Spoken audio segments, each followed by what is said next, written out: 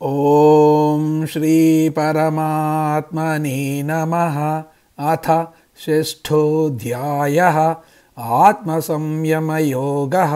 శ్రీభగవానువాచ అనాశ్రితః కర్మఫలం కార్యం కర్మ కరోతి యః స సన్యాసీ చ యోగీ చ న నిరగ్నిర్న చాక్రియః. ఈ అధ్యాయము పేరు ఆత్మ సంయమ యోగము. దీనినే ధ్యాన యోగం అని కూడా అంటారు. ఆత్మ అంటే మనస్సు, బుద్ధి, హృదయము, చిత్తము అని కూడా అర్థాలు ఉన్నాయి. వీటిని అన్నిటినీ సంయమించడము అంటే సరి అయిన స్థితిలో ఉంచడం గురించి ఈ అధ్యాయంలో చెప్పబడింది. 5వ అధ్యాయం ప్రారంభంలో కర్మ సన్యాసము మంచిదా లేక కర్మయోగము గొప్పదా అని అడిగిన ప్రశ్నకు రెండూ అవసరమే, కానీ కర్మయోగము కన్నా జ్ఞానయోగము గొప్పది అని చెప్పబడింది. ఇప్పుడు చెప్పబోయే ఆత్మ సంయమ యోగము పైన చెప్పబడిన 2 యోగములకు సహాయముగా ఉంటుంది అని చెప్పాడు పరమాత్మ. ధ్యానము అంటే ఏమిటో మనకు ఎంతో కొంత తెలుసు. ఇక్కడ ఉపనిషత్తుల ప్రకారంగా ధ్యానము అంటే ఏమిటో తెలియజేశాడు వ్యాసుడు. ధ్యానం అనేది మోక్షము పొందడానికి మార్గము కాదు. మోక్షం అనేది ఎవరో ఇచ్చేది కాదు, దేనివల్లో వచ్చేది కాదు. మోక్షము మన సహజ లక్షణము.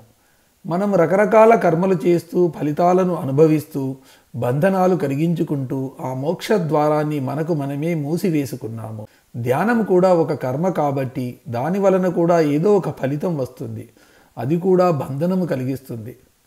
కర్మ చేయడం వలన వచ్చే ఫలితము శాశ్వతము కాదు, పైగా బంధనము కలిగిస్తుంది, అశాశ్వతము. బంధన హేతువు అయిన ధ్యానము శాశ్వతమైన మోక్షమును ఇవ్వలేదు. కాబట్టి ధ్యానము మోక్షానికి మార్గము కాదు. మోక్షం అనేది తెలుసుకోవలసినదే కానీ పొందేది కాదు. ఎందుకంటే మోక్షం అనేది సహజంగా మనలో ఉన్న స్వభావమే. కాకపోతే మనలోనే మోక్షం ఉన్న సంగతి మనకు తెలియదు. అందుకని దానికోసము పాకులాడుతుంటాము. మన సహజ స్వభావము మోక్షము అని జ్ఞానంతోనే తెలుసుకోవాలి. పోనీ ధ్యానం వలన జ్ఞానము కలుగుతుందా అంటే అది సాధ్యము కాదు. జ్ఞానము పొందడానికి వేద ప్రమాణము, శాస్త్ర ప్రమాణము కావాలి.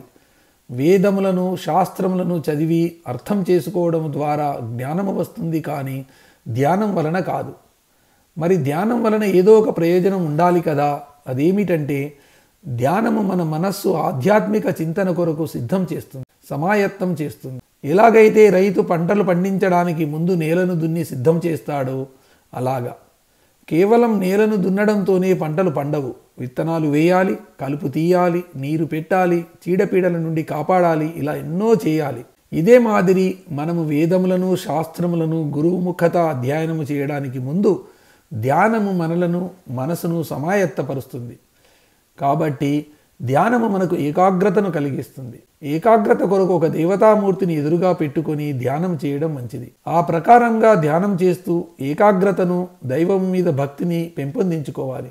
తర్వాత మంచి గురువును ఆశ్రయించి వేదములు శాస్త్రములు అధ్యయనం చేయాలి. అధ్యయనం చేసిన వాటిని మననం చేయాలి. తర్వాత ఆచరించాలి. అప్పుడే జ్ఞానం వస్తుంది. కానీ కొంతమందికి ఎన్ని చదివినా అధ్యయనం చేసినా శాంతి కలగదు.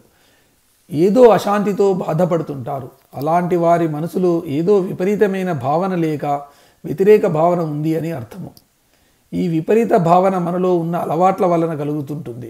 ప్రతిదానికి సందేహించడము, అనుమానపడటము, అధైర్యపడటము, నిరుత్సాహపడటము, ఇటువంటి వ్యతిరేక భావనలతో చదివింది అర్థం కాదు. ఏమి చేయాలో తోచదు, చేయాల్సింది చేయలేము. కాబట్టి మనలో కరుడు కట్టి ఉన్న వ్యతిరేక భావనలను ముందు తెలుసుకోవాలి. ఈ వ్యతిరేక భావనలు పోవాలంటే అనుకూల భావనలు పెంపొందించుకోవాలి. దానినే పాజిటివ్ థింకింగ్ అని అంటారు. ఎల్లప్పుడూ జాగరూకతతో ఉండాలి. సోమరితనం పనికిరాదు. ఆ విధంగా మన మనసులో నుండి ఈ వ్యతిరేక భావనలను తీసివేసిన తర్వాత చేసే ధ్యానము మనసును నిర్మలంగా ఉంచుతుంది. మనం ఎవరో మనం తెలుసుకోవడానికి ఉపయోగపడుతుంది. అంటే ఆత్మజ్ఞానం కలుగజేస్తుంది. ఈ ధ్యానము చేయడానికి కావలసిన మొదటి లక్షణము ధార్మిక జీవనము. ధర్మంగా జీవనం గడపడము. అన్యాయంగా అధర్మంగా ధనము ఆస్తులు సంపాదించకూడదు. ఎల్లప్పుడూ పరమాత్మ యందు భక్తి కలిగి ఉండాలి. రెండవది, ధ్యానం చేయడానికి ముందు మనము ఎలా సమాయత్తపరచుకోవాలి. మూడవది, దేని గురించి ధ్యానం చేయాలి. నాలుగవది, ధ్యానం చేసేటప్పుడు మనకు ఏమేమి అవాంతరాలు అడ్డంకులు వస్తాయి వాటిని ఎలా పరిహరించుకోవాలి. 5వది, ఈ ధ్యానం చేస్తే ఏం ఫలం కలుగుతుంది. వీటి గురించి మనకు ఈ 6వ అధ్యాయం తెలియజేస్తుంది. 5వ అధ్యాయం ఆఖరున ఉన్న 3 శ్లోకములు వివరణి ఈ 6వ అధ్యాయం అని పెద్దలు చెబుతారు. అనాశ్రిత కర్మ ఫలం కార్యం కర్మ కరోతి యః ససన్యాసీ చ యోగీ చ ననిరగ్నిర్న చాక్రియః. తాను చేసిన కర్మల వలన లభించే ఫలములను ఎవరు ఆశించడో, ఎవరైతే తాను చేయవలసిన కర్మలను మాత్రమే చేస్తున్నాడో అతడే నిజమైన యోగి, సన్యాసి. అంతేగాని అగ్నిహోత్రం వదిలిపెట్టడము, ఏ పని చేయకుండా సోమరిగా ఉండేవాడు సన్యాసి కాడు, యోగి అంతకంటే కాడు. సన్యాసి అంటే అన్నీ వదిలేసి అడవులలో ముక్కు మూసుకుని ఉన్నవాడిని, కాషాయ గుడ్డలు కట్టి దండము చేతపట్టిన వాడని, గృహస్థులు చేయవలసిన నిత్యాగ్నిహోత్రము మొదలగు కర్మలను వదిలిన వాడని మనకు రూఢి అర్థము. యోగి అంటే ప్రపంచమును వదిలిపెట్టి కొండ గుహలలో ఉన్నవాడని అర్థము. ఇవన్నీ పైకి కనబడే వేషాలు. కాషాయాలు కడితే సన్యాసులు, కొండ గుహలలో ఉంటే యోగులు కారు. మనసులో ఉన్న కల్మషము, వాసనలు నశించినవాడు, దేని మీద సంగము అంటే అటాచ్మెంట్ లేనివాడు, ఫలాపేక్ష వదిలిపెట్టినవాడు, లోపల బయట శుచిగా ఉన్నవాడు, ఇటువంటి వారు ఎక్కడ ఉన్నా, ఏ వేషంలో ఉన్నా వారు సన్యాసులే, యోగులే. చేయతగ్గ కర్మలు మాత్రమే చేసేవాడు, చేసిన కర్మలకు ఫలితం ఆశించనివాడు, వాడే నిజమైన సన్యాసి. అదే సన్యాసి లక్షణము. మేము సన్యాసులమని చెప్పి కాషాయాలు కట్టి సోమరిపోతుల్లా తిరిగేవారు అసలు సన్యాసులే కాదు. కర్మఫలము త్యాగము, సంగము వదిలిపెట్టడము సన్యాసులకు, యతులకు గుర్తు. వీడు సన్యాసి అవునా కాదా అని పరీక్షించడానికి వాడు చేయతగిన కర్మను చేస్తున్నాడా, ఆ కర్మను ఫలాపేక్ష లేకుండా చేస్తున్నాడా అని చూడాలి. సన్యాసి అయినవాడు అధర్మ కార్యములను, శాస్త్ర విరుద్ధ కార్యములను, పాప కార్యములను చేయకూడదు. ఇతరులకు ఉపయోగపడే పనులనే చేయాలి. అది ఫలాపేక్ష లేకుండా చేయాలి. వాడే నిజమైన సన్యాసి. అటువంటి వాడు గృహస్థుడైనా వాడు సన్యాసితో సమానమే. అటువంటి వాడు ఏ జాతి, ఏ కులము, ఏ వర్ణము వాడు అయినా భేదం లేదు. ఎవరైనా సన్యాసి కావచ్చును. అనాశ్రిత కర్మ ఫలం అంటే బయట ప్రపంచంలో మనం చేసే పనులకు వచ్చే ఫలితముల మీద ఎక్కువ ఆసక్తి చూపకూడదు. వాటి గురించి ఎక్కువగా ఆలోచించకూడదు. కార్యం కర్మ కరోతి యః అంటే ఎవరైనా సరే, వాళ్ళు ఏ జాతి, మతము, కులానికి చెందిన వాళ్ళు అయినా, ఆడగాని మగగాని ఎవరైనా సరే శాస్త్ర సమ్మతమైన కర్మలనే చేయాలి. అవినీతికరమైన, అసాంఘికమైన, శాస్త్ర విరుద్ధమైన పనులు చేయకూడదు. దానినే ధార్మిక జీవనము అని పైన చెప్పుకున్నాము. ప్రతివాడు ధర్మంగా జీవించాలి. ససన్యాసీ చ యోగి చ అంటే అటువంటి వాడిని సన్యాసి, యోగి అని అంటారు. సన్యాసి అంటే కాషాయములు కట్టుకోనవసరం లేదు, దండం పట్టుకోనవసరం లేదు, హిమాలయాలకు పోనవసరం లేదు. గృహస్థు జీవితం గడుపుతూనే పై లక్షణాలు కలిగి ఉంటే వాడిని సన్యాసి, యోగి అని అనవచ్చు. అటువంటి గృహస్థు గతాన్ని గురించి కానీ భవిష్యత్తు గురించి కానీ ఆలోచించడు. ఎప్పుడూ ప్రశాంతంగా ఉంటాడు.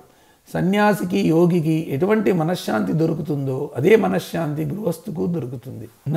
నా నిరగ్నిర్న చాక్రియః అంటే కేవలం గృహస్థుకు విధింపబడిన అగ్ని కార్యములు, యజ్ఞ యాగములు వదిలినంత మాత్రాన, కాషాయములు కట్టి దండము చేతబట్టినంత మాత్రాన సన్యాసి కాడు. ఎందుకంటే వాడి వేషము, క్రియలు సన్యాసికి తగినవి అయినా మనసులో మాత్రం వాడు గృహస్థుగానే ఉంటాడు.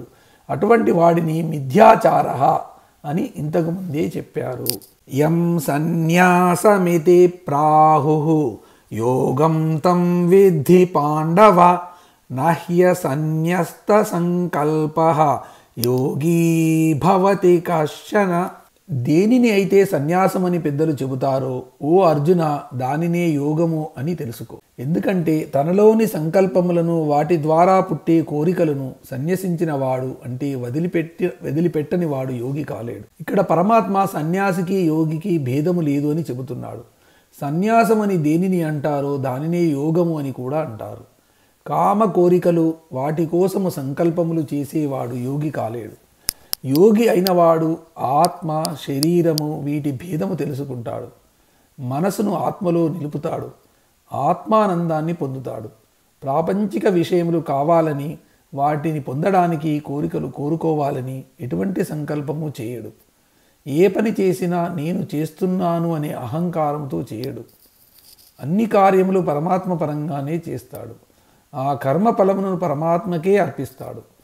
ఎల్లప్పుడూ మనసును అంతర్ముఖం చేసి దైవ ధ్యానం చేస్తుంటాడు. ఏ యోగము అభ్యాసము చేసినా ప్రాపంచిక విషయముల యందు ఆసక్తిని వదిలిపెట్టడము, వాటిని కోరుకోకపోవడము, కోరికలు తీరాలని సంకల్పించకపోవడము అనేవి ముఖ్య లక్షణములు.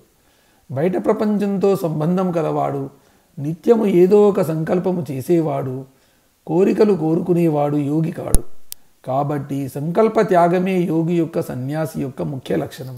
ఇంకా వివరంగా చెప్పాలంటే పై వేషధారణ వలన సన్యాసి యోగి కాలేడు. మానసికంగా కూడా అతనికి సన్యాసి యోగి లక్షణాలు ఉండాలి. హిమాలయాలకు వెళ్ళినా ఇంటి మీద ధ్యాస, ఉన్న ఊరి మీద ధ్యాస, బంధుమిత్రుల మీద ధ్యాస ఉంటే సన్యాసి కాలేడు.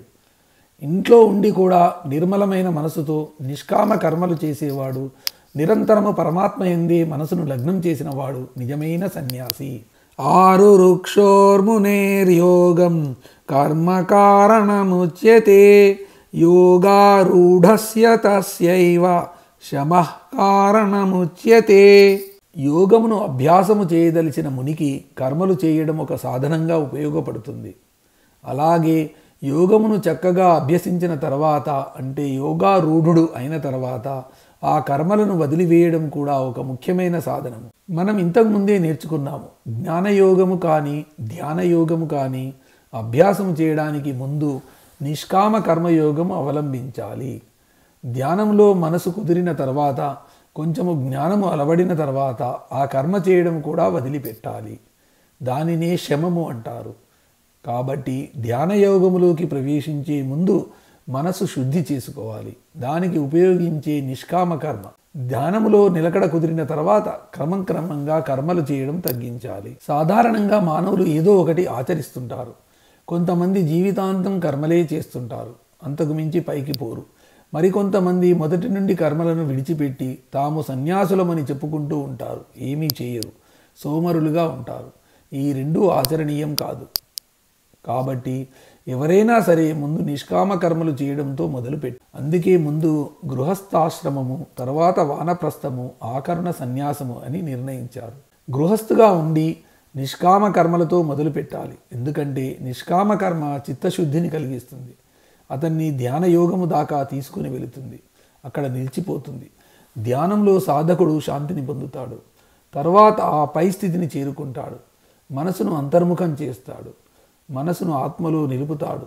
ఈ ప్రక్రియ సాధకునికి ధ్యానంలో సిద్ధిని కలగజేస్తుంది. అతనిని యోగారూఢుడు అని అంటారు. తర్వాత స్థితి ఆత్మానుభవము, పరమాత్మలో ఐక్యము. కాబట్టి ఆధ్యాత్మ రంగంలో ప్రవేశించాలంటే, యోగారూఢుడు కావాలంటే ముందు నిష్కామ కర్మ పుణ్యకార్యాలు చేయడం మొదలుపెట్టు. లేకపోతే మనిషి సోమరిపోతూ అవుతాడు, తమో గుణమునకు దాసుడు అవుతాడు. అప్పుడు అతనికి ధ్యానము కుదరదు, మనసు నిలకడ ఉండదు.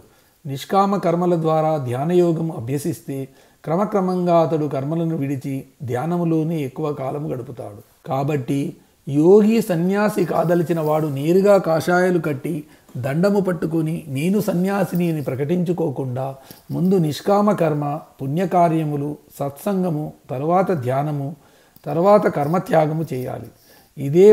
ఇదే సరి అయిన మార్గం. అంతేకాని నేను సన్యాసిని అని పాదపూజలు చేయించుకుంటూ ఇతరుల మీద ఆధారపడి బతకడం కాదు. ఈ శ్లోకంలో పరమాత్మ ఇద్దరి గురించి చెప్పబడింది. ఒకటి ఆరు రుక్షువు అంటే ప్రాథమిక స్థితి, ప్రాథమిక విద్య నేర్చుకోవడము. రెండు యోగారూఢుడు అంటే యోగమును పూర్తిగా అభ్యసించడము, అంటే పట్టభద్రుడు కావడం. ముందు నిష్కామ కర్మయోగంతో మొదలుపెట్టి చివరికి ఆ కర్మలను కూడా వదిలిపెట్టి మోక్షానికి మార్గము సుగమం చేసుకోవాలి.